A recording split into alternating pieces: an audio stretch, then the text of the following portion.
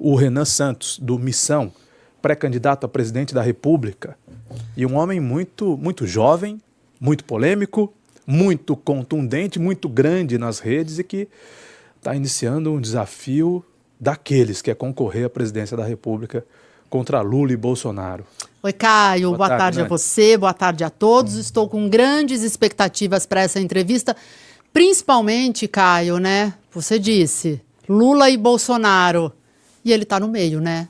Ao que tudo indica, né? Nem de um lado, nem do outro. Então, isso é muito interessante. Boa tarde, Cássia. Bem-vinda. Boa tarde, boa tarde. Boa tarde todos que nos escutam. Boa tarde, Caio, Nani. Boa tarde, Renan. Eu desejo para todos uma linda quinta-feira. E, Caio, só rapidinho, hoje é aniversário do meu filho João. 22 anos, parabéns. gente. Parabéns, linda. João. Meu filho, que é meu orgulho, menino honrado, trabalhador, inteligentíssimo, educado. E eu só tenho orgulho do meu filho. Filhão, parabéns, mamãe te ama. Deus abençoe. 12h, 9 minutos. Seja bem-vindo, Renan. Renan, Obrigado. muito bem-vindo, a educadora, muito bem-vindo, a Limeira. É um prazer te receber aqui. Boa tarde. Prazer é meu estar aqui de volta. Uma cidade que eu gosto. Em 2015, quando a gente marchou a pé até Brasília, nós passamos por Limeira, dormimos em Limeira, fizemos evento na praça, logo no comecinho do Movimento Brasil Livre. E foi um momento muito especial pra gente. Já vi outras vezes, depois dessa vez, mas é uma cidade junto com Americana, Leme, cidades que ficam na memória aqui, subindo até Brasília. Estava lendo a sua história, você é paulistano. Sim. Eu perguntei se você era moquense fora do ar ou não. Você me contou que morou na Moca, morou em Interlagos, mas você morou também no interior de São Paulo. Sim, em Vinhedo. Meus pais moram lá até hoje. Inclusive eu estava ontem em Vinhedo, fui fazer um jantar com a minha mãe, filmado ao vivo, transmitido ao vivo, para o pessoal da nossa equipe. E foi muito legal, assim. Eu gosto muito desse interior. Na verdade, uma constatação que a gente tem que colocar. Ah, você viu? Assisti. Fiquei cozinhando Ficou lá lindo, com ela. A gente fez essas viagens, né? Eu já fiz Ceará, fiz Rio Grande do Norte, fiz Pernambuco. E uma coisa que dá para cravar, o interior de São Paulo é a região... É a melhor região do Brasil em termos de desenvolvimento humano e econômico e até de infraestrutura. Não há nada igual a esse interior. Isso é um fato dado. E a gente tem que ver o que deu certo aqui para poder espelhar nas outras regiões. Você começa a sua atuação política em Vinhedo. Em certa medida, sim. Sim, se eu for falar já na política... Porque você é muito jovem, né? Não sou, não. Sou bem velho. 42 anos. 42 anos. 42 anos. Nada. É que comparado pro MBL, esse menino de 20, 21, 22, né? Eu tenho o dobro da idade deles. Mas e o MBL começa em 13, 14, né? 14. 14, há 12 anos, há quase 12 anos. Isso. E eu comecei a fazer política, vamos dizer, na USP, quando eu fui aluno da faculdade de Direito da USP, e eu comecei a enfrentar o PT já naquela época. Arrumei minhas primeiras grandes brigas. Numa faculdade pública, sim, já é um ambiente mais hostil para esse tipo de sim. enfrentamento. Mas né? Ali, ainda naquela época, era uma política muito de alto nível. A gente tinha grandes debatedores, a política ali formou... Inclusive a minha geração formou várias pessoas que ficaram famosas. O Caio Miranda, que foi presidente do 140 de agosto, foi vereador em São Paulo. O Thiago Pavinato, que depois foi virar apresentador na PAN, e depois foi para a Oeste, ele era da minha turma. Então a gente tinha uma turma de amigos ali. E é gigante o Thiago hoje também. E inclusive em termos de tamanho, né? Ele é enorme. E havia uma geração ali que enfrentou muito o PT, e eram discussões de alto nível. Devia ser assim na universidade pública. Havia naquele período espaço para ter, vamos dizer, dissenso. E eu aprendi muita coisa. Eu fundei meu primeiro partido acadêmico na faculdade, o Movimento Resgate Arcadas. E hoje agora tem um partido de verdade, que é uma missão. Isso. Que é uma missão. Sim, o nome missão, porque tem muito partido que é sopa de letrinha, Peiros, não sei o quê, e todo mundo coloca assim, esse partido é o Partido Social Renovador, Partido Democrático, não sei o quê. Não quer dizer nada. Eu quero dizer assim, o partido PSD do Kassab, ele é um partido social democrático, ou o PL é um partido liberal? Não é nada, é sopa de letrinha. Nós temos um programa ideológico, mas acima de tudo nós temos um senso de urgência. O que é o senso de urgência? Nós temos que fazer o nosso país ser um país sério nos próximos 30 anos. A gente vai perder um dos grandes bondes da história, que é o bonde da automação e da inteligência artificial. E esse bonde está passando. O Brasil tem chance de ser uma das 5 maiores nações do mundo, participando das principais discussões com Estados Unidos, Rússia, China e Índia. O Brasil é o 5º nessa cadeira. Mas por que a gente não está sentando nessa cadeira? E aí a gente quer olhar de frente para trás, ou seja, de 30 anos para frente, em retrospectiva para agora, e falar o que nós temos que fazer agora para em 2030 sermos uma nação poderosa disputando espaço com as maiores nações do mundo.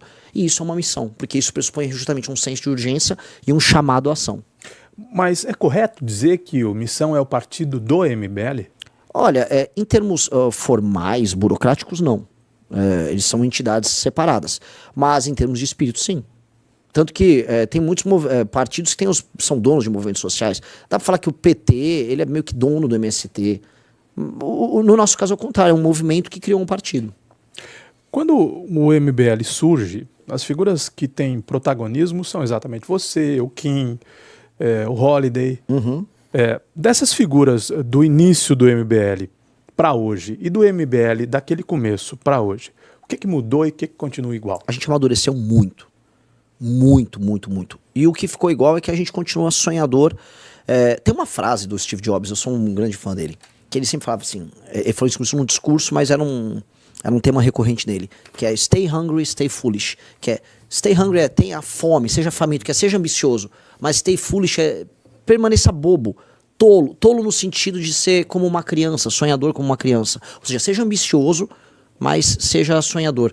E a gente manteve isso, né? O lance é que a gente era muito foolish ainda naquela época, acreditava, por exemplo, que, com a Lava Jato as pessoas despertaram, que as pessoas iam enfrentar e não iam ter político de estimação, e aquelas ruas que derrubaram o PT iam significar que objetivamente as pessoas queriam um Brasil com leis rígidas contra a corrupção para todos, mas não. No fundo, a gente se desencantou com o processo, viu que o próprio campo político ao qual a gente faz parte, a direita, é extremamente infantil e que também tem seus bandidos de estimação, e aí a gente falou, para fazer política, só sendo uma alternativa de poder. Por isso nós precisamos ter um partido político. E quando a gente parou de se entender apenas como um movimento de pressão social, e sim como uma alternativa de poder, a gente alterou toda a nossa dinâmica e aí começou a construir uma revista digital e depois essa revista virou uma revista apenas física, que é a Revista Valete. A Revista Valete, depois da Piauí, é a segunda maior revista de cultura e política do Brasil, em termos de tiragem, em termos de assinantes.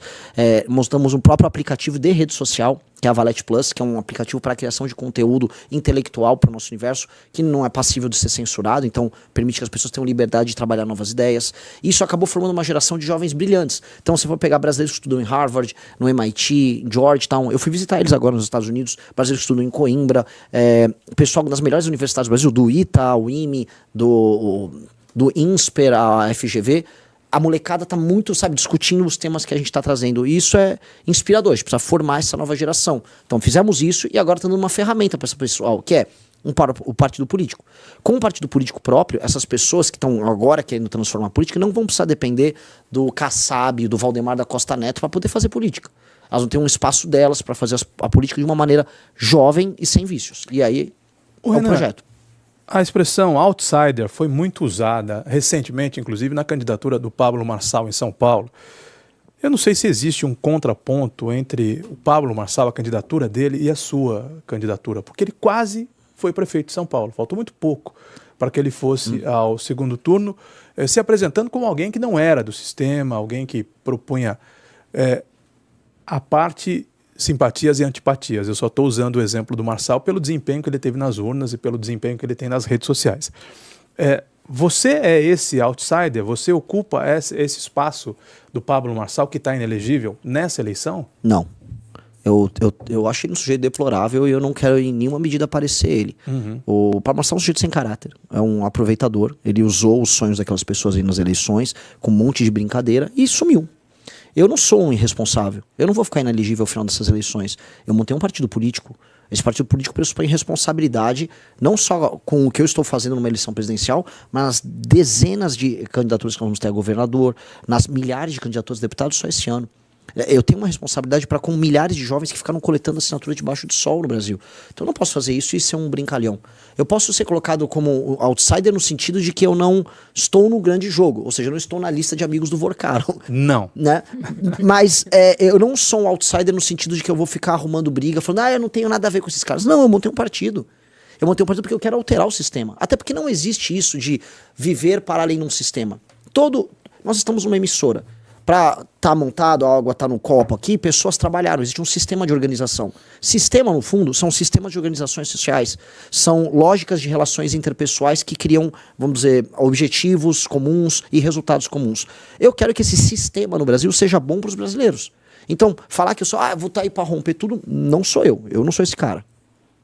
Meio-dia, 17 minutos. Em nível nacional, Renan, vou aproveitar a sua presença aqui. Você também citou a lista do Vorcaro, que tem grandes nomes do empresariado, tem praticamente todos os nomes. Vou até pegar aqui para ler os nomes que aparecem. É um furo do SBT News, da Basília Magno. E aqui nós temos nomes como o governador ibanês de Brasília, Esse já era... João Dória. Você viu a troca de mensagens? O Dória preocupado com ele? Não vi. Não, vazou a troca de mensagens. Alexandre de Moraes, Ricardo Lewandowski. Eu também vi Henrique Lewandowski, que suponho tem algum grau. Acho que é o filho dele. Com o Ricardo. Ciro Nogueira. Esse, nas festas, era o hit. Nós lemos aqui Cláudio Castro, provavelmente governador Do Rio. do Rio de Janeiro, não sei que seja um homônimo. Cacai, grande advogado. Wesley e Joesley Batista. Parceiros de negócio na Venezuela, Clássico, inclusive. né? Eles não podem estar fora. Aqui aparece também Eduardo Tanuri, que deve ter alguma ligação Com com Nelson Nelson Tanuri. Eu não sei qual é o parentesco. Mais uma vez aparece ministro Lewandowski, Toffoli. Parceiro de... É sócio, né? Sócio no Paraná. Hugo No Mota, Taiaiá. José Dirceu, ministro Valdir Salomão, senador Irajá, Gabriel Galípolo, presidente do Banco Central. E por aí vai. É assustador, né, Renan? Sim. Me permita dizer, é assustador, porque a Vivi Moraes, deve ser a esposa do Sim. ministro Alexandre Moraes, que é colocado aqui como Vivi Moraes, ministro Silvio Costa Filho. Sim. Já estava no Petrolão. É assustador porque parece que não vai sobrar ninguém de nenhum viés político, de nenhum posicionamento político, do empresariado, do judiciário, infelizmente também de igrejas evangélicas, Sim. lideranças A Lagoinha muito envolvida. E assim, que bom que você citou esse ponto, porque é um escândalo ecumênico. Ele vai da direita à esquerda, do topo do STF até prefeituras pequenas no interior da Bahia. Ele é da direita à esquerda, de cima a baixo. Ele pega tudo.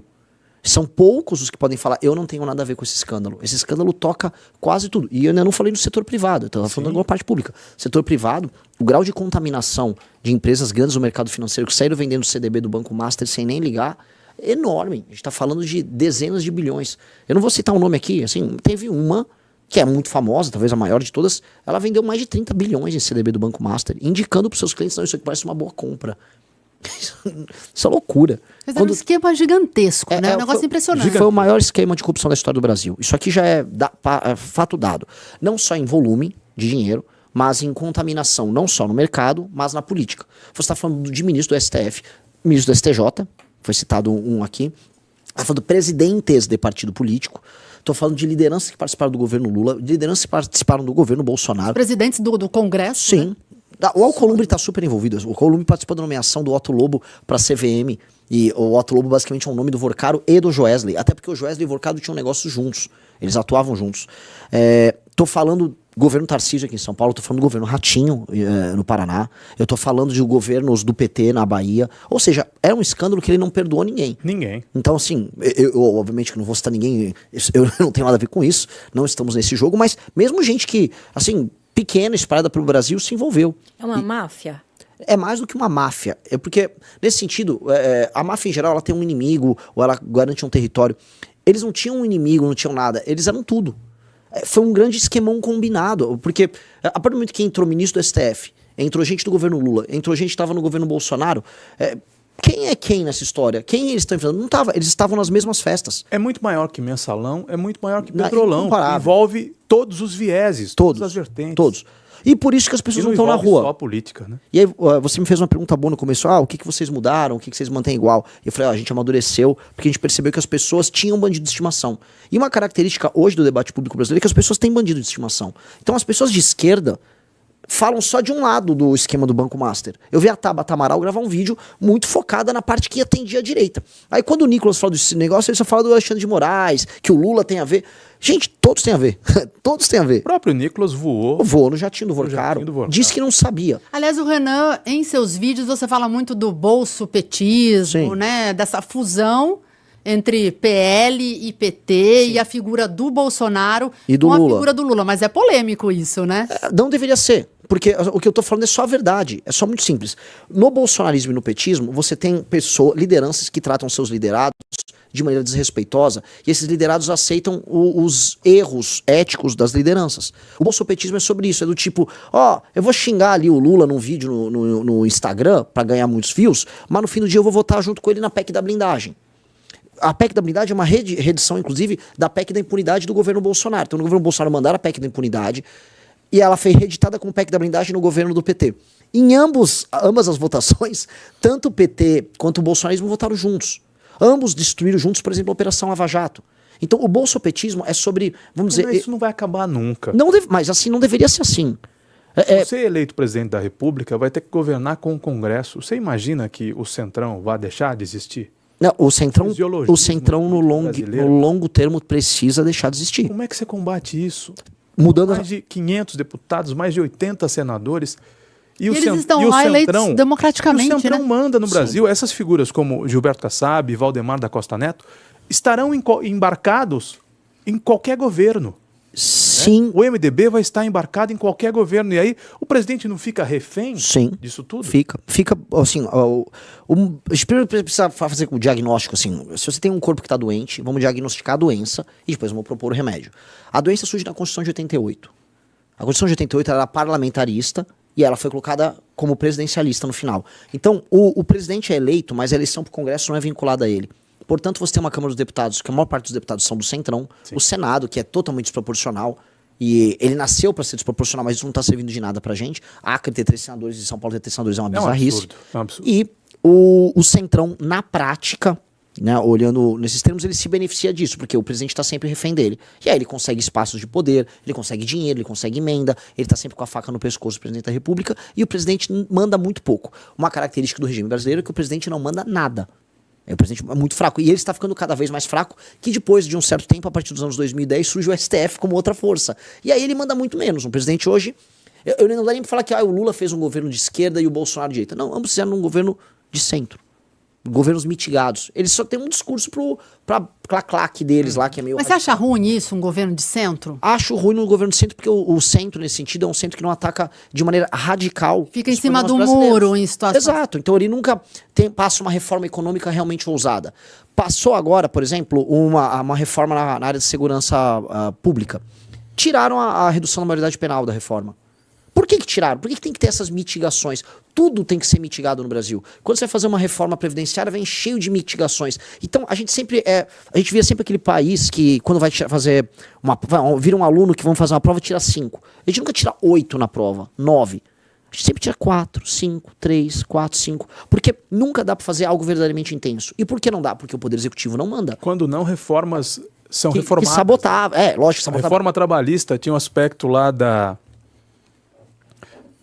Meu Deus do céu, o termo que eu quero me referir é quando... o acordado passar por cima do... Não, quando o funcionário processava a empresa e pedia um valor absurdo, sucumbência. Ah, sim, a questão da sucumbência. Derrubaram. Foi um avanço extraordinário. Reformaram a reforma. Sim, derrubaram a sucumbência. Sim, que era justamente a parte mais importante da reforma, que acabou com a indústria da indenização trabalhista, que é um dos grandes absurdos brasileiros. O Brasil é o pior país do mundo nisso.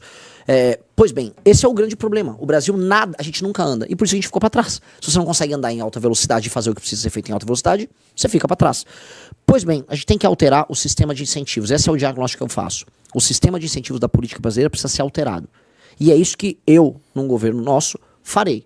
O Brasil precisa de 3 grandes reformas, e essas são as 3 reformas que a gente precisa conduzir. A primeira, a destruição do aparato de insegurança que existe no Brasil. Uma guerra ao crime organizado e uma alteração nas leis penais e nas leis de processo penal.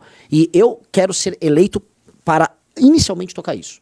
Esse é o tema inicial, esse será o tema da minha campanha. Portanto, minha pré-campanha hoje e depois a minha campanha serão sobre um plebiscito. Votou no número 14, lá na urna, você quer uma guerra contra o crime. Votou no 22, votou no 13, você não quer. E tá tudo bem, é a democracia.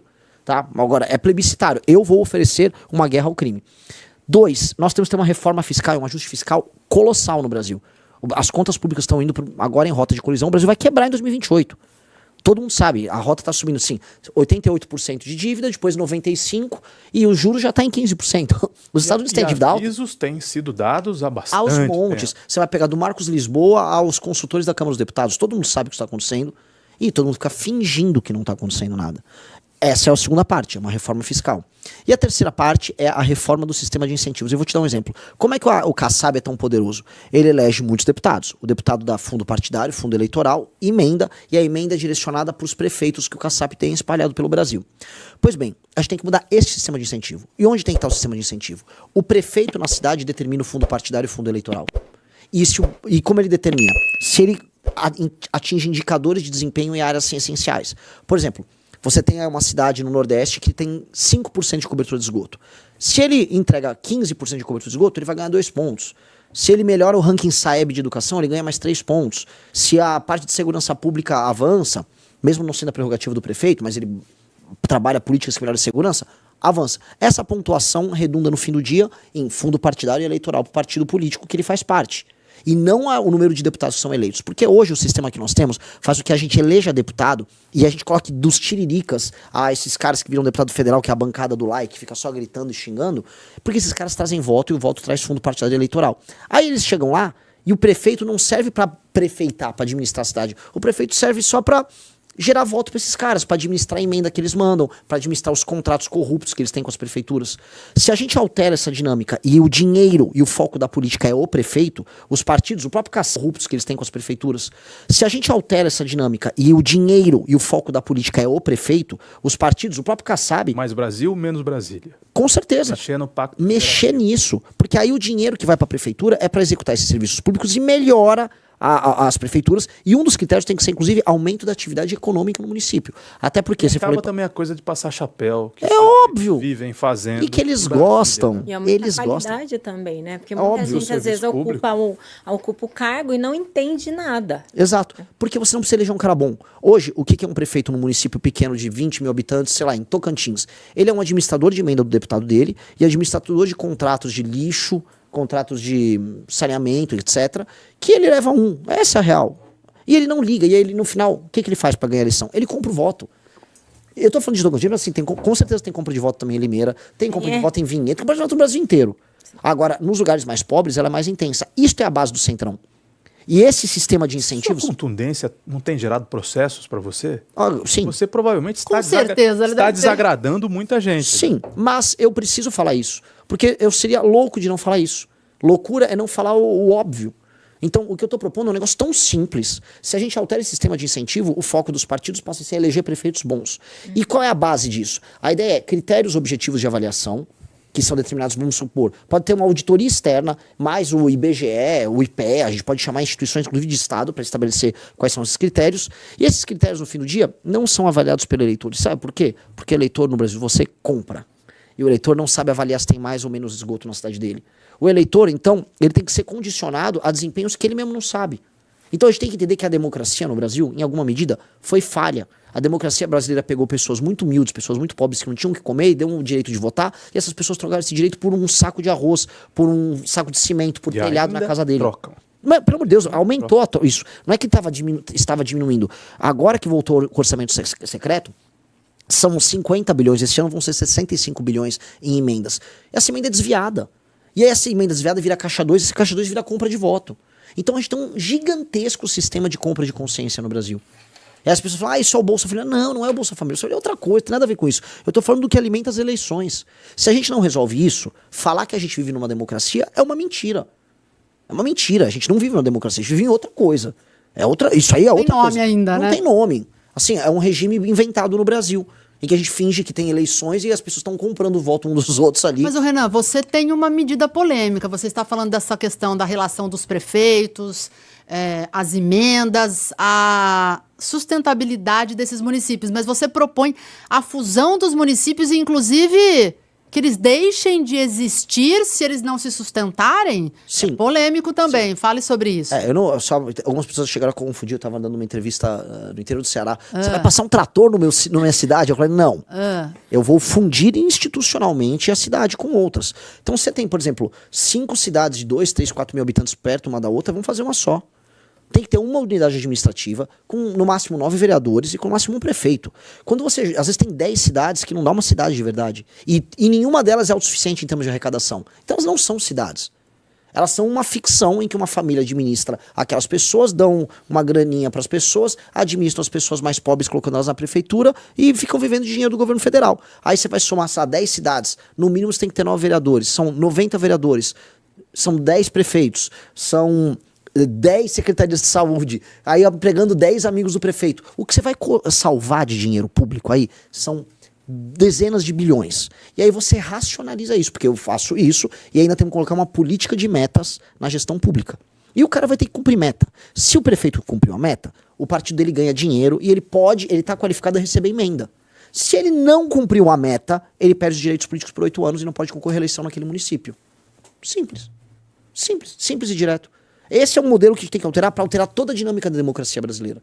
Aí as coisas começam a andar em outra direção. Porque hoje, todo incentivo para um político no Brasil é ter um monte de prefeito vagabundo trabalhando para ele, a população não liga, a população está meio que largada às traças, especialmente nos lugares mais pobres, e eles vivem de sugar dinheiro do governo federal. O problema é que o dinheiro não é do governo federal, o dinheiro é das pessoas. Então, um entregador de comida, um motorista de Uber, tá ralando o dia inteiro. Você citou teu filho, um menino trabalhador, tá trabalhando já? Tá ralando para sustentar um prefeito que ele nunca viu na vida dele e que não tá entregando nada para a população local. Essa dinâmica, que é uma dinâmica de exploração, tem que acabar.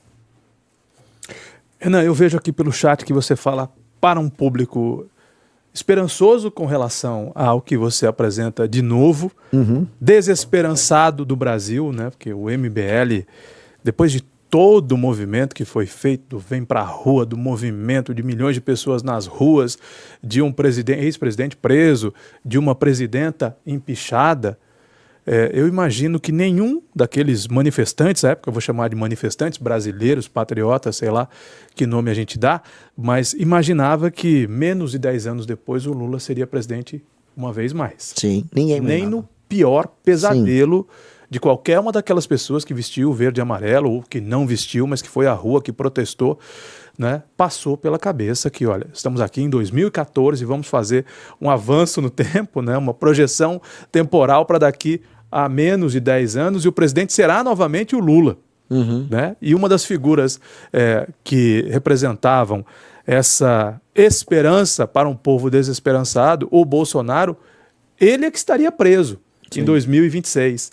Então, o Brasil, já diria aquele, não é para amadores, né? Não é mesmo. para principiantes. As coisas acontecem aqui numa velocidade e de uma forma que talvez em nenhum outro lugar do planeta, né? Tudo que a gente vivencia. E eu percebo também que, além de representar essas pessoas cheias de esperança numa mudança efetiva, mas desesperançadas do Brasil, você também representa gente muito jovem. Ao que você atribui isso? As pessoas mais novas, elas querem soluções mais rápidas. E tem várias razões disso. Jovens, em geral, são mais ansiosos. Isso aqui também deixou os jovens mais ansiosos. E isso aqui também tem uma funcionalidade. Todos os aplicativos buscam ser econômico nos movimentos. Então, se você quiser comprar um produto, hoje você aperta 2 botões aqui lá, você compra.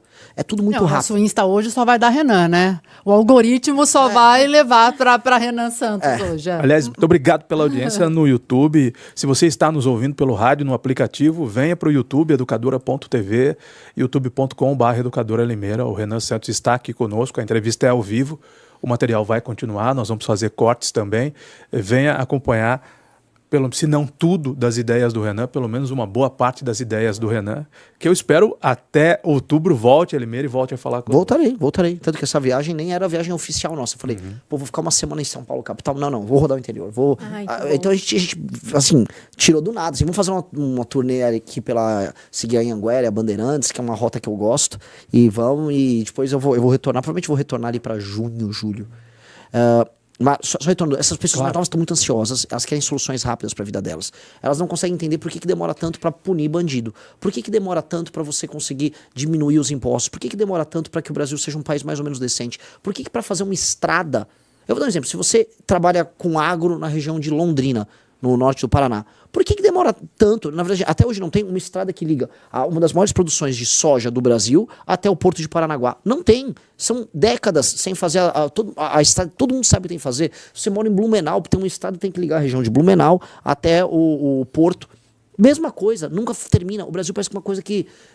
aquelas minisséries que nunca terminam. Você fala, pô, eu quero fazer rápido. Então os jovens estão ansiosos. E a gente não tá no enrolation. A gente tá falando, não, meu plano é esse. Obra da Copa do Mundo de 14, que não ficou pronta até hoje. Lá em São Paulo, no Morumbi, não terminou até agora. Assim, o Brasil é um país que não se realiza. A maior frustração do Brasil é que as coisas não andam. E quando anda errado. Então, os mais jovens estão com uma ansiedade. E essa ansiedade não é sobre, não, eu sou de direita, cristão, conservador, patriótico, ou não, eu sou comunista. Tipo, só vai e faz. Só vai e faz alguma coisa. Então, a galera que tá conosco é uma galera do só vai e faz. Por isso que o nome é missão. É muito menos sobre uma identificação, não. Olha só, o Renan é um cara. Não, o Renan tá dando meios da gente fazer. Vamos pegar essa energia e vamos fazer alguma coisa. E é por isso que você pega a pesquisa Atlas. Quando você faz a quebra por idade, eu apareço com a geração Z, o público de 16 a 24 lá, com 22%. E quando você faz a ponderação por homem, o homem jovem, que a gente é mais forte no homem jovem, eu vou para 32%. Ou seja, eu estou em primeiro no homem jovem. E sem nenhum recorte, você já aparece em alguns levantamentos com quase 4%. Isso, na Atlas especial. Vai sair Datafolha, vamos ver quanto vai aparecer no Datafolha. E é muito alvissareiro, porque eu sou pré-candidato à presidência há 3 meses. Eu já estou tecnicamente empatado com governadores sedimentados, com Zema, Ratinho e Caiado. E estou consistentemente em todas as pesquisas à frente do Eduardo Leite, que é governador do Rio Grande do Sul. Já de segundo mandato, né? Sim. E é uma figura... Não, foi um bom governador. Né? E foi um bom governador. Tem as suas falhas, eu tenho discordâncias ideológicas com ele. Ele, inegavelmente, foi um governador muito bom na resolução das contas públicas no Rio Grande do Sul. Eu também vou ter elogios pro Caiado aqui, vou ter elogios pro Ratinho ali. Mas o fato eu me assustei. Então temos algo, assim, a gente está construindo algo com muito pouco dinheiro.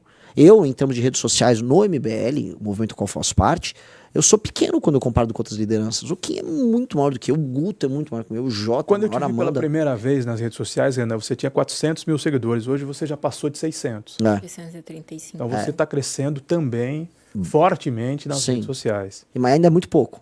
Ainda eu preciso chegar nas eleições com mais de 2 milhões. O Bolsonaro tem 27 milhões, se não me engano. Lula perto de 20 milhões. Eu tô bem pequeno ainda. Mas, ao mesmo tempo, eu não dependo só do meu Instagram, das minhas próprias redes sociais. Existem muitas pessoas produzindo cortes do que eu falo ao redor do Brasil. Então, é uma máquina de pessoas orgânica, voluntária, trabalhando nisso. Como você cuida da sua segurança pessoal? Eu passei a ter basicamente um segurança armado dentro de um carro blindado quando eu tô em São Paulo. Agora as viagens também, de contrato de segurança. É um custo alto porque a gente faz, porque a gente é um movimento pobre, comparado ao nosso tamanho. Mas tem que ter. Porque eu comecei a ter muita ameaça do crime organizado, porque o nosso discurso sobre crime organizado é bem rock and roll, assim. A sua contundência nas redes, né? Eu imagino mesmo que você deva receber ameaça todo dia. No Nordeste, em especial do Comando Vermelho, eu tenho que ter uma atenção triplicada. Porque o Comando Vermelho é diferente do... Pode falar o nome de facção aqui? Pode. O PCC, ele é mais profissional. Então, se ele for me matar, eu sei que ele vai conseguir, entendeu? Só que eu não sei se interessa para ele matar um presidenciável em São Paulo. O Comando Vermelho é mais assim, uma ralé. Você vai pegar, às vezes, um cara no interior do Ceará, não custa nada pro cara dar um tiro em mim. Às vezes conseguir uma brecha, entendeu? Então, é perigoso. Mas você tem medo de morrer? Pô, não vou falar que eu sou invencível, não vou... Mas eu acho que eu tenho um senso de missão. Eu acho que eu não vou parar o que eu estou fazendo ou mudar o que eu estou falando por causa disso. Senão, eles venceram. Então, eu vou indo, vou tomar todas as precauções que estão ao meu alcance e vamos rezar, vamos fazer... Eu ia perguntar isso, reza? Tem que rezar, né? Um pouquinho, tem que rezar. Nos segura, né? É lógico. Que nos sustenta. Exato. Você tem religião? Sim. Mas eu honestamente não vou parar, católico, mas eu não vou parar por conta das ameaças. E tem aquela coisa populista, eles não vão me brecar, aí tem agora um monte de político andando com colete. Cara, eu não sou esse cara. Eu honestamente recebo as ameaças, eu pondero, faço meu cálculo, faço minha reza, converso com os amigos. Começa a dar contexto. Deveria. É muito bom. É a nossa arma, é a arma do católico. Mas eu honestamente, eu sou tão desorganizado que às vezes eu esqueço até o celular. Tá? Então, assim, é difícil. Mas eu tenho que fazer. E a família nessas horas? Como presidenciável, a sua rotina com família, com amigos? Bom, eu agora estou solteiro. Não tem nem tempo também. Não tem tempo, não tem tempo. Pra vida pessoal, né? Não tem. Porque assim, como eu tô fazendo campanha de carro, pré-campanha, de carro, eu tenho que ficar rodando de carro. E aí não tem as facilidades do jatinho, ou do Vorcar, ou do partido. Então, não há tempo. Assim, eu não tenho tempo pra vida pessoal. Um pouquinho que eu me dedico, eu tenho uma banda que eu toco, eu gosto de compor música. Inclusive, tem um monte de notícias saindo hoje sobre mim, porque minha banda foi escalar. Ela ganhou uma competição pra participar do Lollapalooza, aquele festival. E aí tem muita gente brava com isso, né? Porque. Bom, isso lembra um certo presidente da Argentina. Milei. Ele também tinha uma banda, mas eu componho melhor do que o Milei, sou o melhor compositor. E você canta também? Também, toco gaita, guitarra. Como chama a banda? Limão Rosa. Limão que é o nosso Rosa. limão caipira, né? O limão cravo, alguns chamam. Limão cravo, tem bastante na fazenda. Não é? E mesmo, Posso É falar, é o ótimo. limão brasileiro, por excelência. É e mesmo ótimo. com campanha, você vai estar em cima do palco do Lollapalooza. Vou, até porque... Mas o seu público te critica por você estar num evento Mais à desse esquerda? tamanho? Eu acho que não, meu público não vai achar até engraçado. Quem não vai Mas gostar... assim, é um evento da esquerda. No Brasil se criam rótulos, né? Eu não vejo dessa forma, mas entendo o rótulo. Eu mas não entendo vejo. o rótulo porque vamos dizer, os artistas fazem as lacrações deles ali. Eu não vou fazer, assim, se me permitirem tocar, se não fizerem uma sabotagem, eu vou tocar música. Se gostarem da música, eu fico feliz. E eu vou falar, depois que saíram essas notícias na internet, eu vi muita gente de esquerda, ouvi a música e gostei. Então... Você não vai lá e vai gritar fora Bolsonaro, né? Como outros fizeram. Eu não vou gritar fora ninguém. Eu vou cantar Fazer a o música, meu. fazer meu show legal, fazer um som legal. Não vou fazer pregação política, não vou vir com bandeirinha de nada. Eu vou tocar, vou fazer um som. Que é o que eu gosto. Assim, na prática, foi isto e cozinhar é o que me restou de prazeres pessoais. Quando você fala do crime organizado, eu fico pensando no seguinte: o que terá de fazer um presidente da República ou o que terá de fazer um político que queira um Brasil diferente e que tenha que enfrentar essa, em alguns momentos, né, quase simbiose da política com o crime organizado? Porque nós não falamos mais de coisas separadas, né, Renan? Não, o escândalo do muitos Banco momentos, Master tem isso já. Há uma espécie de uma fusão, né, do crime organizado. Os tentáculos do crime estão também na política, né? Sim, o escândalo do Banco Master envolve, por exemplo, a REAG. E a REAG, ela trabalha com lavagem de dinheiro para o PCC. E o REAG, através dos fundos conexos a ele, está em várias das operações do Tanuri que estava com o Banco Master. O crime organizado está tomando cidades na região Nordeste. O Ceará inteiro está sendo tomado por Comando Vermelho. Então, quando você vai olhando, você percebe que existe no mínimo uma leniência de vários agentes políticos locais que permitem que o Comando Vermelho avance. Então, como é que a gente deixa isso acontecer? Bom, ano passado, acho que teve todos esses escândalos, passado e retrasado, a dama do tráfico fazia lobby junto ao Ministério da Justiça, ao Ministério dos Direitos Humanos, ela circulava por ali, fazendo, vamos dizer, cuidando do interesse do Comando Vermelho e do PCC. E para falar de maneira mais clara, há hoje um documentário no Netflix que chama O Grito, que foi tocado pela ONG do PCC, com participação de membros do PCC e do Comando Vermelho, defendendo o direito dos encarcerados. Então, o Brasil, o crime chegou num nível de institucionalização grotesco. Nós estamos assim um passo abaixo da Colômbia, que está um passo abaixo do México hoje em gravidade. Mas nós já estamos ali e se aproximando. Então nós temos que escolher o caminho que a gente quer. Ou a gente vai para um caminho de lei e ordem de destruição desses caras, ou um caminho de institucionalização do narco-estado.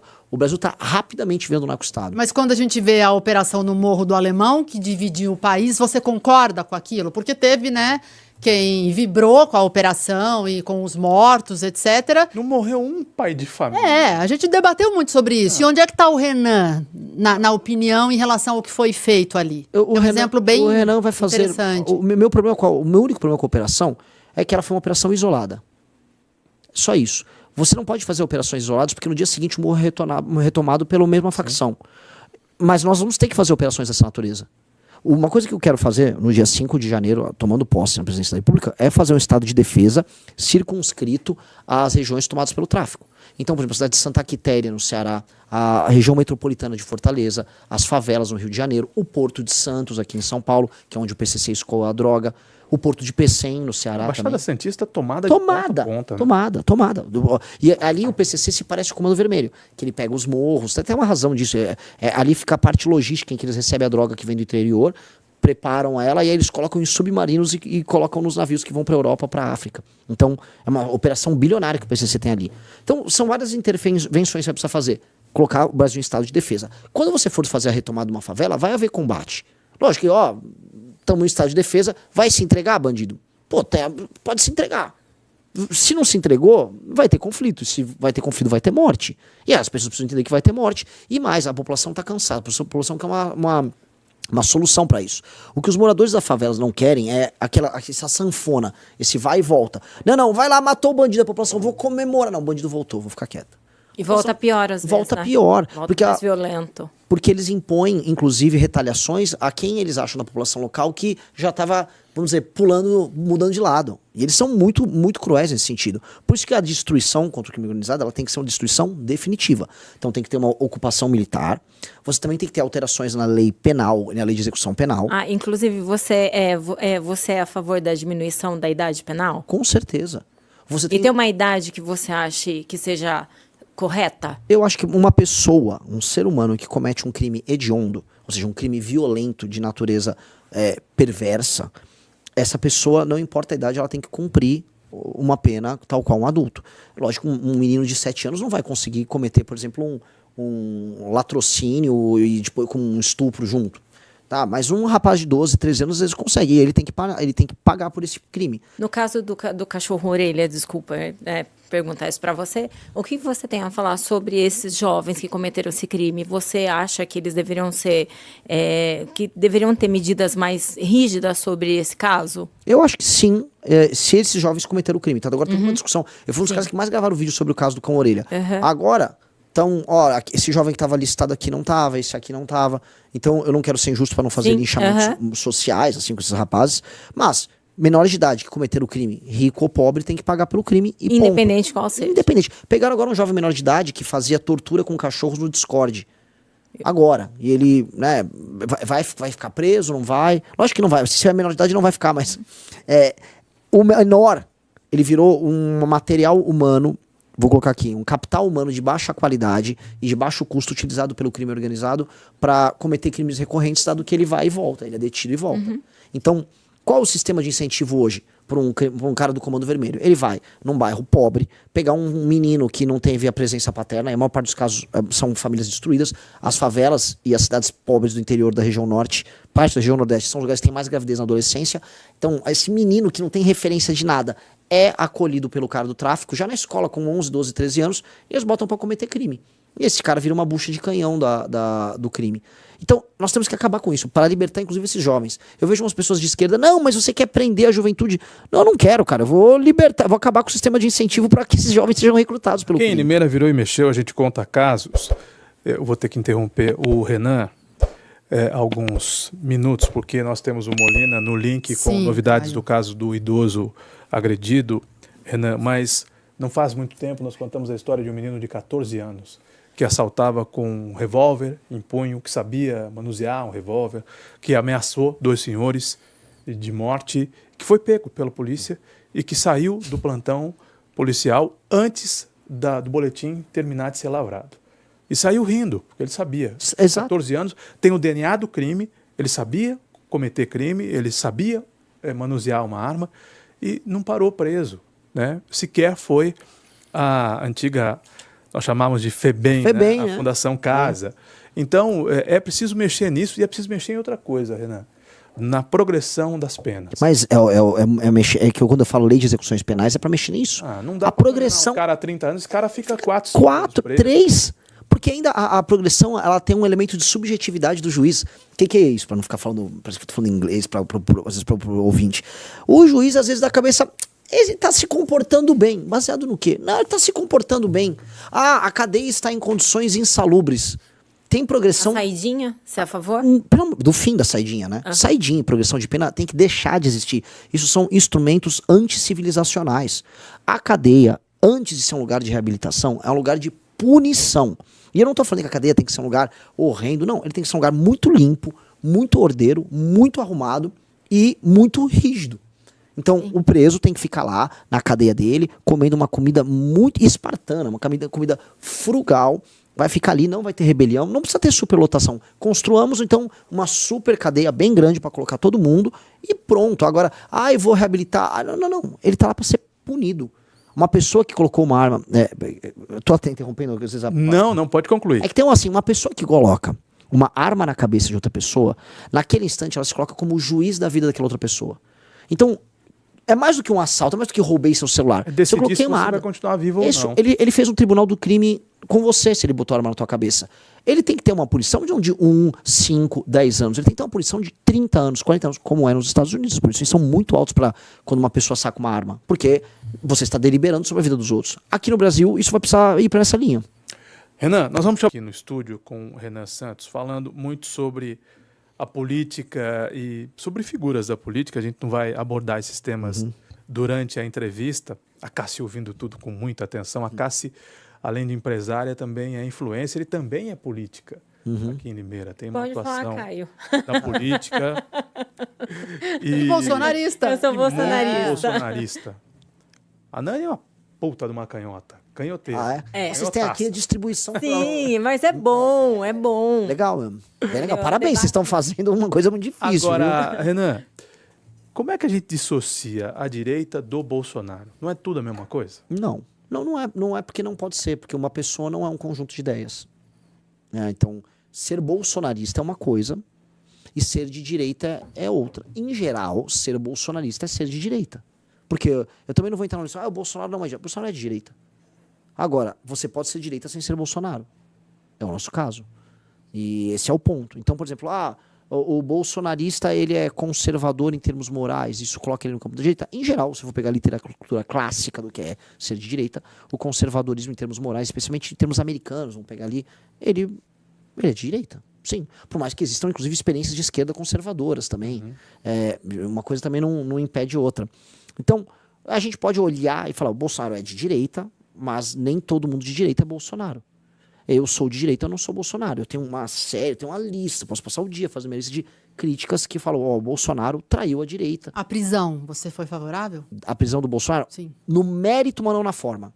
Eu sei o que o Bolsonaro queria fazer, eu denuncio tudo que o Bolsonaro queria fazer há muito tempo. Agora, a forma como ele foi julgado descredibiliza o processo. E você é a favor da anistia? Eu sou a favor da anistia para pessoas que sofreram injustiças ali. Não assim, todo mundo tem uma anistia. Calma, teve gente que organizou quebra-quebra mesmo. Sim. Teve gente que quebrou, assim, móveis históricos. Teve gente que foi lá... Tinha o plano do golpe. E havia assim, a gente precisa entender uma coisa. Havia pessoas que estavam de gaiato ali. Teve um motorista de Uber que foi preso, simplesmente foi levar Só uma... não foi levar, nós temos foi trabalhar, pessoas, né? Nós temos mulheres que Sim. estão com a tornozeleira. Agora, temos também, assim, a gente tem que entender, haviam pessoas que estavam na frente de um quartel pedindo uma intervenção militar. E aí depois elas foram pra frente do Congresso e invadiram o Congresso, invadiram o Palácio do Planalto. Essas pessoas não estavam pedindo democracia. Essas pessoas queriam um golpe militar. Sim. A gente precisa entender, porque senão a gente vai ficar fingir que essas pessoas são loucas. E aí eu posso falar que o cara do Comando Vermelho é louco também. Sim. As pessoas são adultas, maiores e responsáveis. Nos Estados Unidos, né, muita gente de direita fala, eu me inspiro nos Estados Unidos. Os Estados Unidos puniram muito quem invadiu o Congresso americano no 6 de janeiro deles. Então, assim, o Brasil não pode permitir isso, senão o MST vai fazer isso amanhã. O MST falou, o Lula perdeu a eleição, vou invadir. Não dá para relativizar o que aconteceu. Não. Mas não haviam só culpados. Isso, e as penas... Também haviam inocentes. E as ali. penas se deram após um julgamento bizarro. O julgamento é bizarro. Então, o Alexandre de Moraes, se quisesse ter credibilidade naquela punição que ele teve, ele deveria oferecer o direito de defesa, porque teve muitas pessoas que tiveram o direito de defesa delas diminuído. E isso inclui o próprio Bolsonaro. A defesa do Bolsonaro passou por vários percalços ali. E aí, assim, o que acontece? No mérito, se você estuda assim, o que o Bolsonaro discutia nos grupos, o que um mandou fazer aqui, outro ali, a conversa, a minuta, o Bolsonaro estava testando um caminho, se organizando para a tentativa de um golpe de Estado. Agora, quando você vai na forma, desculpa, falei um palavrão aqui. Eu falei. Mas sai de vez em quando. Sai, fiz sem querer, peço desculpas aí pro ouvinte, acontece. Mas você olha na forma tá errado, porque quando o Lula foi preso, na forma foi tudo muito... Ele condenado na primeira instância, a segunda instância foi pro STJ, depois teve habeas corpus no STF. Esgotados os embargos. Todos. Todo tipo de embargo. Processo depois público. da última instância. Exato. Então, aí o eleitor do Bolsonaro vai virar e falar, mas com o Lula foi assim, com o Bolsonaro foi assado. Não, e a menina do batom, que é sempre É, a Débora. o exemplo, Débora. A Débora do batom. Ela vai ficar mais tempo presa que a Suzane von Richthofen. Sim. Né? Proporcionalmente, ao menos, ficará. Ou com aquele cara que invadiu uma escola e metralhou a galera e foi solto agora. Agora, assim, as pessoas veem uma desproporção e realmente essa desproporção Injustiça. soa como injusto. A gente é muita injustiça. Só que... E dói essa injustiça. Dói. Só que a pessoa tem que entender o seguinte, são adultos. Elas sabiam o que elas estavam fazendo. Você pedir uma intervenção militar e invadir prédios públicos querendo que o exército derrube um regime, isso é tipificado em lei, isso é crime. E eu não posso falar que essas pessoas não sabiam o que elas estavam fazendo e nem que o Bolsonaro não sabia o que ele estava fazendo. O Bolsonaro e os influenciadores ligaram, eles foram irresponsáveis em ficarem atiçando essas pessoas e colocar essas pessoas em risco. E não ter mandado elas irem embora. Ora, se o Bolsonaro foi para os Estados Unidos no final do ano de 2022... Porque, tô indo. Lembra que ele pegou o avião e foi embora? Avisar, gente, sai da frente do quartel. Pessoal, saiam da frente do quartel. Voltem para suas casas, não passem o Natal, o Réveillon. Ele não fez isso. Mas eu senti. Ele não falou. Mas a gente ali, que nem eu fiquei nas manifestações até um determinado tempo. Acho que antes do Natal. E daí eu falei, não vai adiantar. Nosso grupo falou, não vai mais adiantar. Não tem por que a gente ficar aqui, porque a gente sentiu. Eu fui para Brasília, eu senti. Ele não chegou a falar, mas a gente sentiu ali que não tinha mais o que ser feito. E a gente saiu, a gente retrocedeu. Mas o que eu coloco é, como líder, ele não tem que deixar você nem ter que ter a dúvida. O líder lidera. O líder não pode permitir a dúvida. Não, mas ele questionava a urna eletrônica, ele questionava a legalidade da eleição, eu tô hoje da vitória. Na fase final. Eu tô nem entrando assim no fato dele ter pensado isso ou aquilo, dele ter organizado isso ou aquilo. Eu tô falando, há pessoas que foram leais a ele. O Bolsonaro teve uma massa de pessoas fiéis e leais a ele. Se elas estão certas ou erradas nisso, é uma outra discussão. Eu posso discutir também. Mas elas foram leais. Ele não poderia ter feito isso com aquelas pessoas. Aquelas pessoas não precisavam ter sido presas nem punidas. Aquelas pessoas podiam ter retornado para casa delas e ter passado o Natal com a família delas. Porque o Bolsonaro as abandonou ali. E não adianta, não, mas ele passou um sinal, tinha um copo numa mesa que dizia... Não, pô, ele é um líder. Ele fala, meus amigos, saiam da frente dos quartéis. Minha estratégia para enfrentar o STF ou o PT será outra. Vou estar com vocês e vou vencer ou perder junto com vocês. Esse é o papel do líder. Ele vence e perde com o grupo. Ele ir para os Estados Unidos enquanto deixar as pessoas lá, isso não é liderança nem aqui nem na China. O líder, ele inclusive tem que ser o primeiro a sofrer as consequências e não deixar o liderado sofrer as consequências.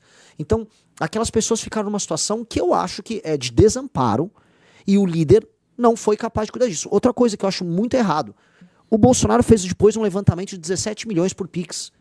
O pessoal ficou doando dele para uma vaquinha. Por que ele não pagou advogados e assistência jurídica para as pessoas? Daquele dinheiro.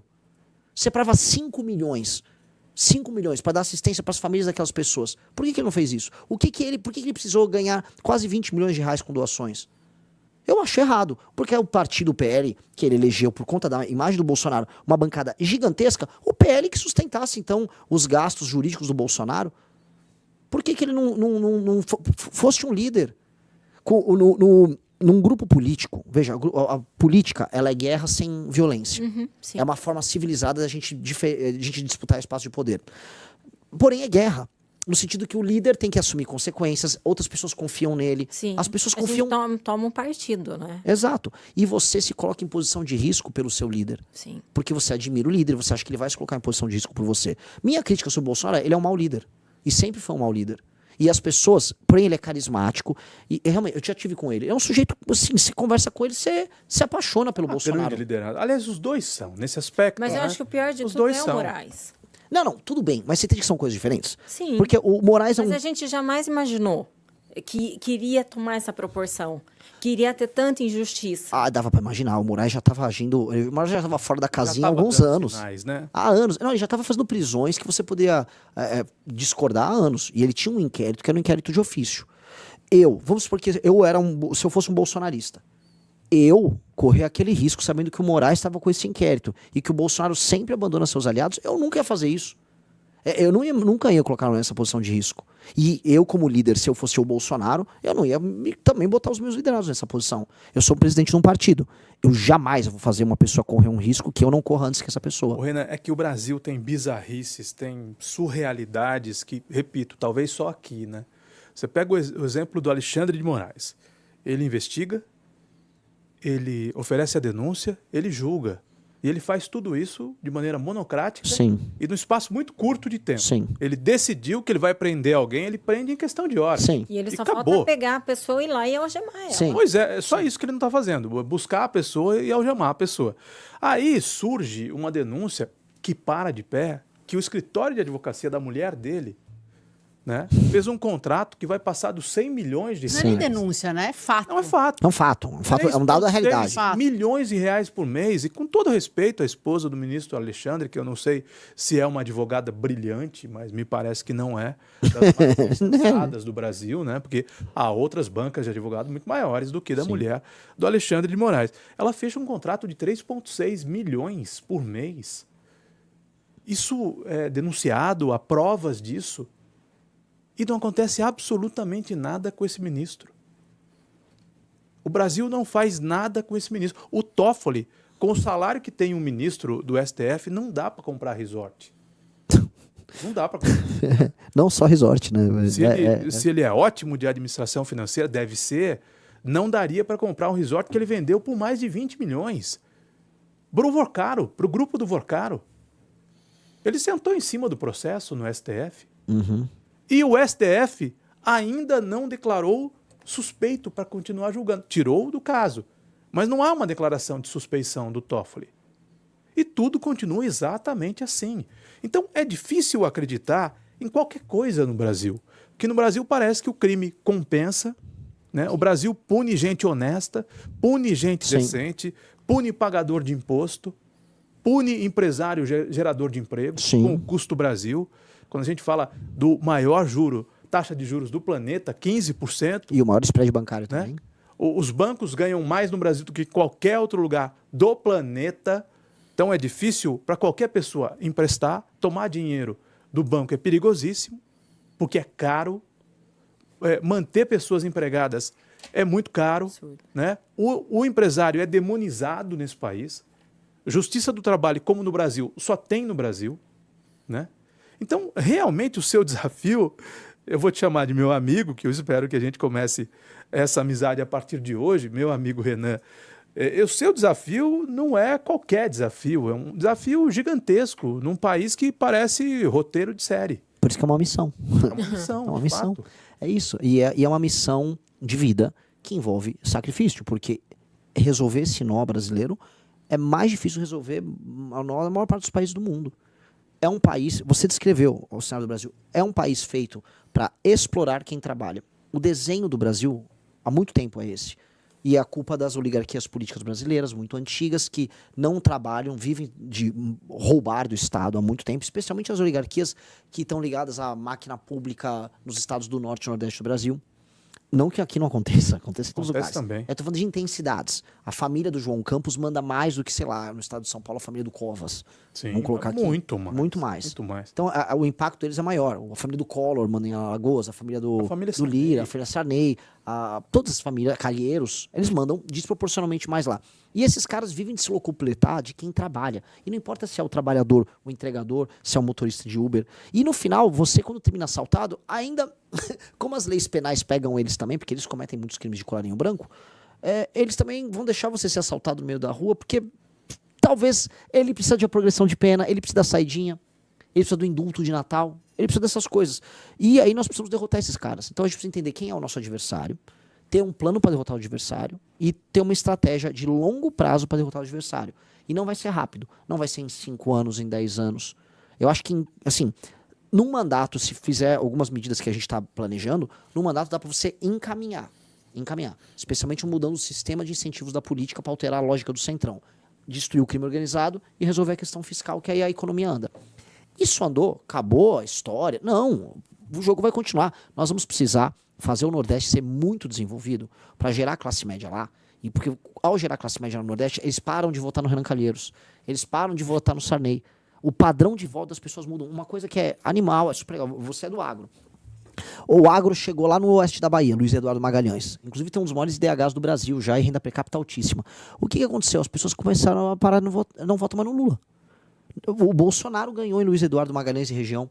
Ou seja, o padrão de votação das pessoas à esquerda, que é o padrão de voto da dependência, que tinha lá do lulismo, mudou. E eu não tô Só um adendo. Luiz Eduardo Magalhães é uma cidade que mudou de nome. Sim. Luiz Eduardo Magalhães é o filho do Antônio Carlos Magalhães, falecido também já há bastante tempo, muito jovem, né? Sim. Político com futuro promissor à época, né? Mas morreu de maneira estranha. E o pai mudou o nome da cidade para homenagear o filho. Sim. Que é vamos dizer, e até é engraçado, porque é uma coisa super política velha, mas ao mesmo tempo o Luiz Eduardo Magalhães é um polo de desenvolvimento do agro mais moderno que tem. Então, outra região, o sul do Maranhão, está mudando o padrão de votação também. E quem começa perdendo? As antigas lideranças de coronelismo ali daquela região, porque o coronel perde a função. Chegou o agrodesenvolvido, chegou o fazendeiro com grana, gerando emprego, trator, traz um usineiro, a coisa começa a andar e precisa de um... Economia circula, aí você precisa de um dentista para atender o engenheiro que trabalha lá na parte de maquinário de uma empresa agrícola. A coisa muda, dinamiza, e aí o cara do centrão que gosta de dar o presentinho aqui, ele perde a função. A família que mandava na cidade vai fazer outra coisa. Então você tem uma troca geracional muito rápida e você melhora a vida das pessoas, melhora a qualidade da representação política. Então, um trabalho que a gente, não digo que resolve o Brasil sempre vai ter seus problemas, mas gerar classe média nas regiões mais pobres tem um efeito sobre o todo muito maior do que simplesmente melhorar a vida local. O que eu quero dizer é, se eu melhorar a vida no interior do Nordeste, a vida aqui em São Paulo vai ser 10 vezes melhor. Primeiro, você não vai precisar ter tanta migração, pressão nos serviços públicos, favelização, como a gente teve em todos esses anos. As pessoas não vão abandonar as famílias delas. Você não vai ter um menino ou uma moça solteira migrando para outros estados. Indo para as escolas também, né? Exato. Porque a gente vê lá, as crianças quase não frequentam, né? Muitas não frequentam Sim. a escola. Exato, porque não tem nem demanda das pessoas por cobrar o político. Ela nem sabe que a educação é um direito que ela tem. Então, mudar essa dinâmica vai melhorar muito o Nordeste, mas vai melhorar mais ainda aqui. Vai melhorar mais ainda Goiás. E aí todo mundo vai ficar mais feliz e a representação política melhora. E aí não existe país perfeito, mas aí o Brasil passa a ser um país sério, que é o que a gente precisa se tornar. Não nem falando virar um país incrível, mas ele passa a ser um sério. E um país sério, aí voltando porque eu falei no começo da entrevista, é o país que vai sentar na mesa com os Estados Unidos, Rússia, Índia e China para decidir o que importa no mundo. Porque essa é a posição do Brasil. Eu jogo um desafio para os ouvintes e para a mesa. Existem países que têm um território grande, o território vai da Argentina para cima em termos de tamanho, que tem uma população de mais de 120 milhões de habitantes e que tem um PIB maior do que 2 trilhões de dólares. Você vai listar esses países, no máximo aqui eu incluí a União Europeia. Se eu somar a União Europeia, China, Índia, Rússia, Estados Unidos e Brasil, o único que não tem bomba atômica é o Brasil. O único que não tem realmente assento para conversar no Conselho de Segurança da ONU ou nas decisões que importam em termos militares no mundo é o Brasil. O Brasil ele tem todo o potencial para ser uma superpotência, para discutir mundo, mas ele está aqui discutindo Anitta, Vale Gás. As nossas discussões são pedestres. Então, vamos ser ambiciosos. Está discutindo o fim da jornada 6 por 1, mas não discute o aumento da produtividade. Exato. Não Eu tô discute... apaixonado por esse cara aqui. Eu vou lançar ele para presidente no lugar. Tá, eu juro para você, o único pré-candidato, aqui vou fazer até um merchan, que tá falando contra essa babaquice populista aí do fim da jornada 6 por 1 sou eu. O Flávio não tá falando. Você falou que você é bolsonarista, cobra ele. Ele fica falando que vai aumentar, eu aumentei o Bolsa, meu pai aumentou o Bolsa Família. Pô, isso não é papo de direita. A gente tem que cobrar assim, eles têm uma bancada gigante no PL. Estão com medo de votar um negócio que vai quebrar empresário e que não vai gerar emprego para as pessoas. A Erika Hilton... Pelo contrário, vai gerar desemprego. A Erika Hilton botou um projeto, esse projeto é da Erika Hilton, e o Lula avisou assim, vocês vão trabalhar menos, eu vou reduzir a carga de trabalho e vai ganhar tudo igual. É mentira. Isso não existe. É mentira. Essas pessoas vão ser trocadas por máquinas. Exato. É mentira e o Lula tá fazendo isso para ganhar a eleição e enganar as pessoas e a direita não tá fazendo nada. Eu acho isso desesperador. Eu tô assustado. Não teve vídeo do Fundo Preto do Nicolas falando contra isso. Também não teve contra o Vale Gás do Lula. Ninguém fala nada, todo mundo joga esse assunto debaixo do tapete, porque todo mundo quer ser populista com o Lula. É o bolsopetismo que eu te falei. Todo mundo tem medo, né, Renan? E por que o Lula está onde está, né? Lula 3, tivemos a Dilma. Qual é a análise que você faz? A gente falou tanto do Bolsonaro, né?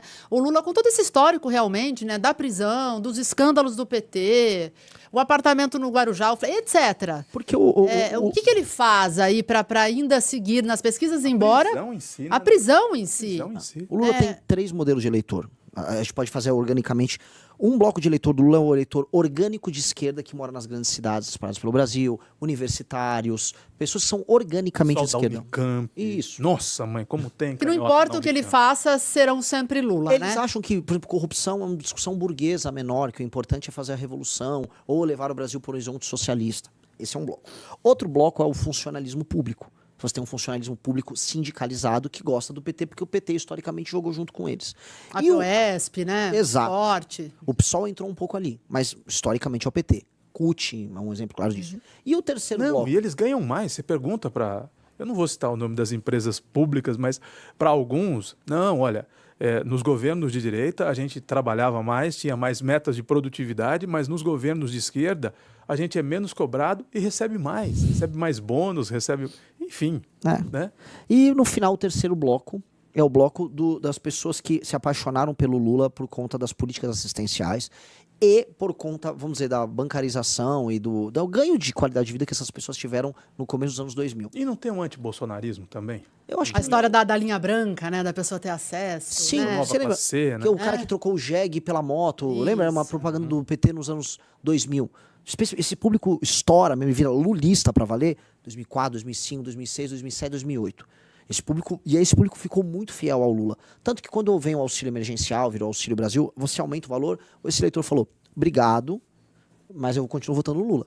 E não é similar, por exemplo, se o Lula quer fazer agora um programa para classe média, para comprar apartamento, era uma das estratégias dele para eleição. Classe média no Centro-Sul. O eleitor do Centro-Sul vai falar, obrigado, mas eu vou votar na direita. Ele não vai votar no Lula por conta disso. Igual o eleitor do Lula não votou no Bolsonaro por conta do auxílio. Por quê? Porque virou uma identidade. Eu rodei o interior do Nordeste, especialmente mães, mulheres mais velhas, elas são, vamos dizer, elas se sentem gratas ao Lula. Elas acham que o Lula salvou, melhorou a vida delas. E como houve um período de melhora material na vida das pessoas, ali, essas pessoas se identificam com o Lula, virou uma coisa meio... Não é automática. O que não está acontecendo agora com os mais jovens. No Nordeste, as pessoas mais jovens estão abandonando o lulismo rápido. E ele sabe disso. Ele sabe disso. Eu estive lá, eu presenciei. Tá tendo uma mudança. E eu acho que não tem como brecar essa mudança. Essa mudança é puxada pela falta de perspectiva financeira, especialmente dos homens. Porque tem uma coisa, os auxílios eles são maiores para as mulheres. Em geral. As mulheres podem ter filhos, você tem os auxílios, eles se amarram melhor às mulheres. O homem... menos. Então o homem não tem saída ali. E ainda agora chegou a violência, o homem é assaltado, então o cara tá bravo. E isso é bom, porque ele começa a contaminar a família no sentido positivo e você começa a quebrar aquela hegemonia. Nani, nós temos mais 3 minutos com o Renan aqui, então a Cássia quer fazer? Eu quero. Então a Cássia faz Então a vai, penúltima pergunta e a Nani faz a última. Renan, agora domingo é o Dia Internacional da Mulher e eu representando a Nani, que é claro, representando as mulheres, eu não tenho nada que comemorar. Eu não tenho nada a comemorar, porque a gente vê tanto feminicídio, tanta violência, tanto abuso. E quando uma mulher é abusada, quando uma mulher morre, quando uma mulher é violentada fisicamente ou por palavras, todas nós mulheres nos sensibilizamos, né, Nani? Eu gostaria de saber de você qual o plano que você tem para acabar mesmo com isso, que a gente não aguenta mais. A gente não aguenta promessas, parece que é empurrado para baixo do pano e nós sofremos com o medo da gente voltar para casa, com o medo de estarmos dentro da nossa casa, do nosso próprio companheiro. Então eu gostaria de saber de você qual o plano que você tem para acabar com isso. Eu vi recentemente aumentou o número de casos absurdos de violência e violência de natureza sexual contra mulheres e eu acho que está começando a haver uma mobilização maior em cima, vamos dizer, de uma resposta dura para isso. A gente olha, que eu acho que tem uma coisa que é um contrassenso no debate público, que é a Comissão da Mulher hoje está com a presença da Erika Hilton. Não vou entrar em discussões lacradoras, mas eu acho que tem uma coisa muito mais... Não me representa. Isso me dá uma lacrada. Tipo, olha, a Erika Hilton, ela tá lá, olha só. E muito menos sobre políticas muito duras e muito claras para enfrentamento à violência contra a mulher. Eu acho que um homem que comete um crime de natureza sexual contra a mulher, ele tem que ter uma pena capital. Se alguém fizesse isso com a minha sobrinha, com a minha irmã, eu não sei o que eu faria. Não sei o que eu faria. E eu acho que a sociedade tem que entender e ter isso como um valor. E esse valor representa ter penas muito duras, porque isso é um crime, é um tipo de violência que é entendido como uma violência desproporcional, porque a violência do homem contra a mulher é sempre desproporcional, porque o homem é mais forte que a mulher. Eu não vou entrar naquelas loucuras que ideológico pessoal entra. E por ser desproporcional, e por a mulher ter uma relação em geral de confiança, entender que o homem é mais forte, ele poder se aproveitar disso é desproporcional, o homem que faz uso desse tipo de violência, ele tem que pagar e pagar muito pesado. E eu acho que a gente tem que agora andar com uma agenda de lei e ordem que aumente penas para todos os crimes violentos e que esses crimes que incidam, especialmente crimes de natureza sexual, crimes de ameaça de natureza sexual, a Amanda é nossa vereadora, se abrir o Instagram dela, você vomita. E esse tipo de coisa tem que ser realmente enfrentado. Então, o aumento de penas é o maior caminho. Eu já vi muita gente falar, não, precisamos conscientizar. Aí eu vou entrar assim, se eu ficar só no papo da conscientização, eu sempre vou ficar discutindo numa roda com a Marina Silva, ou ver um programa na GNT, e nunca resolve nada. Penas muito duras. Penas muito Pena duras. de morte? Se for o caso, sim. Se for o caso, sim. Um cara que... A gente viu... É que eu não sei se nem cabe eu falar assim. Teve um caso agora de uma freira de 82 anos. Eu vi. Estuprada. O cara estuprou uma freira de 82 anos e depois estrangulou e matou ela paulada. E o que esse cara merece? Eu tô sendo honesto. E agora uma jovem também que foi... Teve uma de 8 a anos. violência e uma de 12 anos. 4, né? A de 12 que foi violentado por um homem de Sim. 35. Sim. Né? Foi em Minas. Em Minas. Em Minas. Eu teve lá, eu vi. Eu acompanho muito. Nossa, assim, eu falei lá, porque o Tribunal de Justiça de Minas fica relativizando as coisas. E aí, aqueles mesmos problemas. É a progressão, é a saidinha. Lei e ordem. Assim, já conscientizamos, estamos décadas conscientizando as pessoas do problema. Vamos falar a verdade, o problema aumentou? E vamos falar que a única coisa que não foi testada é aumentar muito as penas e coibir isso com punições desproporcionalmente duras. Quando eu digo desproporcionalmente, a proporção comparado com o que a gente tem hoje. Porque só vai fazer justiça e você vai sentir segura e sentir sua raiva aplacada se você entender que aquela pessoa vai ter medo de cometer o crime e no final, se ele cometer o crime, que ele vai ser punido de uma maneira que, no fundo, por mais que uma violência dessa natureza ela seja impossível de esquecer, mas no mínimo você sabe que a pessoa ela sofreu mais do que você. E eu acho que essa pessoa tem que sofrer mais do que uma pessoa que sofreu essa violência. É o mínimo. É o mínimo. E essa agenda tem que ser clara, ela tem que estar presente no debate público. Senão, é só fingição. A Comissão da Mulher, e eu falei isso outro dia, a Comissão da Mulher na Câmara dos Deputados estava lá lacrando. Nossa, tá. Por que diabos os mesmos deputados que estavam comemorando a eleição da Erika Hilton na Comissão da Mulher estavam sendo contrários ao aumento de penas para todos os tipos de crime, incluindo crimes que envolvem violência contra a mulher? Por quê? Por quê? Na Comissão de Segurança eles são um, na Comissão da Mulher são outros? Não dá. Então, tem que ter um caminho muito claro. Aumento de pena e aumento muito intenso das penas. Dani, última pergunta. Bem básica. Por que os brasileiros, Renan, devem confiar em você? Os brasileiros não devem confiar em mim. Esse é o ponto que eu quero colocar aqui. Os brasileiros devem ouvir o que eu estou falando, os brasileiros devem entender o que eu estou falando, e se eles gostarem, eles devem participar, e quando eu errar, eles devem me cobrar. Ninguém é perfeito, todas as pessoas são passíveis de seduzirem pelo poder, pelo dinheiro. Basta ver o que aconteceu em Brasília. Tá? Então o que eu estou pedindo para as pessoas é, não confie, a garantia sou eu. Pelo contrário, vejam minhas demonstrações e minhas ações. Me julguem pelas minhas ações e me julguem a cada ação que eu tome. E se acham que minhas ações são boas, caminhem ao meu lado. E quando eu errar, me corrijam. Muito bom. Renan, foi um prazer te Foi. receber aqui. Eu tenho certeza que o público adorou a sua participação. Fala, meus queridos, aqui quem fala é o Alan do canal Inevitável Cortes, e no meu segundo mês postando cortes aqui no YouTube de figuras do Partido Missão e do MBL, eu faturei cerca de 25 mil reais, ou um pouquinho mais de 4 mil dólares. E se você tem interesse em estar criando o seu próprio canal de cortes, eu preparei um treinamento 100% focado, mostrando o passo a passo para você estar conseguindo fazer seus cortes de figuras do Partido Missão e do MBL. Para acessar o treinamento é só clicar no primeiro link da descrição ou ler o QR Code que está aparecendo aqui no meio da tela agora. E se você gostou desse vídeo, não se esqueça de deixar o like e se inscrever no canal. Te vejo no próximo vídeo.